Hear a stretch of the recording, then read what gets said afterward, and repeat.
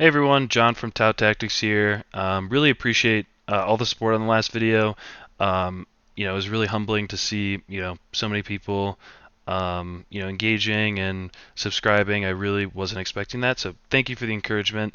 I am going to be making more content. So this weekend I'm planning on doing a tournament review.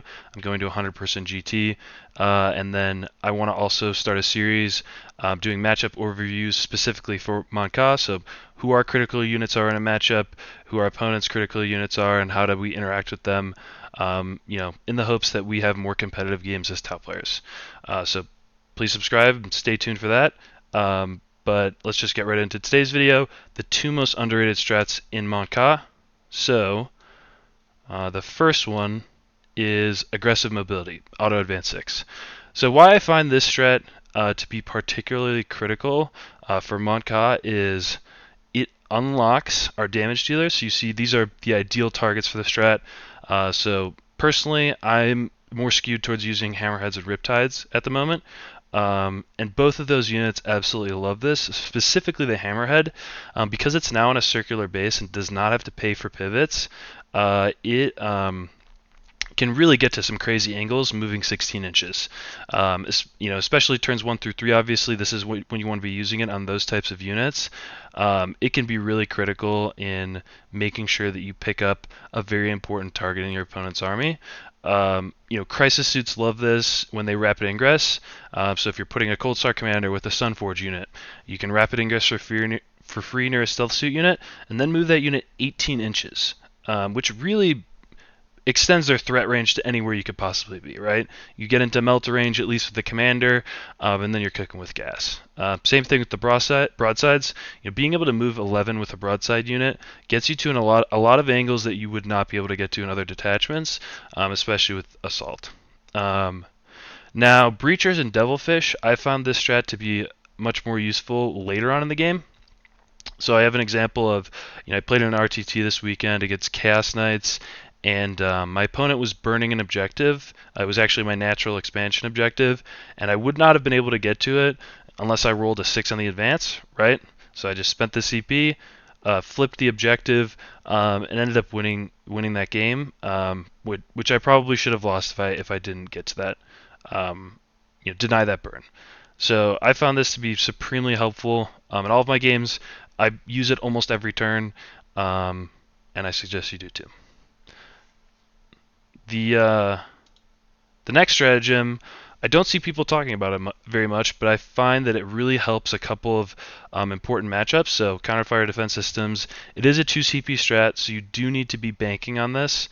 Building up your CP to make sure that you can use something like this. So it's -1 damage in shooting. So the matchups that immediately come to mind and the areas where I find it most useful is when there is a high volume of damage 3 attacks coming in. So an example would be Exocrines from Tyranids, and NMDKs and MNDKs from Grey Knights. I found, especially with Riptides, it skews the math heavily in our favor of our units surviving. So one website that I like to use is Unit Crunch. It helps me find what the average would be for damage output, and helps understand, like, hey, what can I expect from a certain unit's output against my units, and vice versa. So just going to pull it up real quickly for everyone. So what I have here, I have 2 Psychic Overloads, so that's the Maliceptor's shots, so 2 Maliceptors shooting plus a Bioplasmic Cannon from an Exocrine. So that's 2 Maliceptors, 1 Exocrine shooting into 1 Riptide. So we can see here that the chances of taking out the Riptide from those 3 units is a 50-50. That is obviously you're just rolling averages here. So that'd be like 6 shots with the Maliceptor, 6 or 7 shots with the Exocrine. Now, if my opponent rolls a 1, let's say, on the number of shots with the Maliceptor, and they really need the Riptide dead, they might re-roll this, and they could roll it into a 5, right? So this isn't really accounting for outliers. You can see on this little graph, these are the outliers. There's still a 8% chance of 24 plus damage, right? So what the -1 damage, you'll see. Oh, and this is also assuming they're playing Invasion Fleet and they're taking lethal hits against vehicles, which is something that I run into quite often in my local meta. So if you input spend for the -1 damage strat, you can see that the chances of taking the Riptide out, on average, there's a 17% chance to take out the Riptide. So it went down from 50 to 17%. Now, where I found this to be absolutely backbreaking is if my opponent points only 2 of these units. They only have two units that are eligible to shoot the Riptide. One Execrene, one Maliceptor, or two Maliceptors.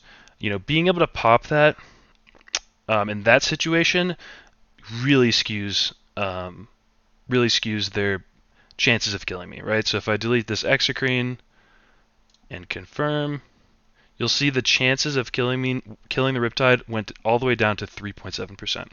So I look for situations specifically like that. Don't get me wrong, it is still a niche stratagem, but I find that it has its uses and it can be very valuable, right? Because the clapback can be strong, very strong.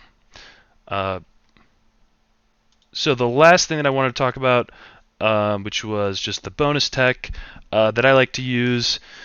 Again, pretty niche, but I found it to be really helpful, which is putting SMS on my Devilfish. Now, the reason for that is because for the stratagem to give extra AP to our units, we have to pick 2 units that are eligible to shoot. So I found myself sometimes where I have a Riptide that can shoot an Execrene, for example, but I don't have another unit that's in range or has line of sight, so I'm not eligible to give the Riptide extra AP. So what the Devilfish does is, as long as one of my 2 Devilfishes that's on the board is within 30 inches of his unit, I can still spend the strat to give the Riptide extra AP, because I can also put it on the Devilfish and give it the extra AP. So again, fairly niche, but I've found it to be useful. In addition, losing Assault to gain an extra couple shots on the Smart Missiles I found to be helpful, and also just being able to plink wounds off, 1 or 2 wounds here or there to finish off units. I found that to be helpful, even though it's only 12 shots total of indirect. So that's going to be it for today's video. Thanks again for watching. If you made it to the end, shoot me a comment. Tell me what I could be doing better. I'm very early here in making videos on YouTube, so totally open to feedback, open to ideas of series that I could start. I love playing Tau. I love playing Warhammer, so throw an idea out there. You never know. I could pick it up and run with it. So thanks so much, everybody. Hope you have a good one.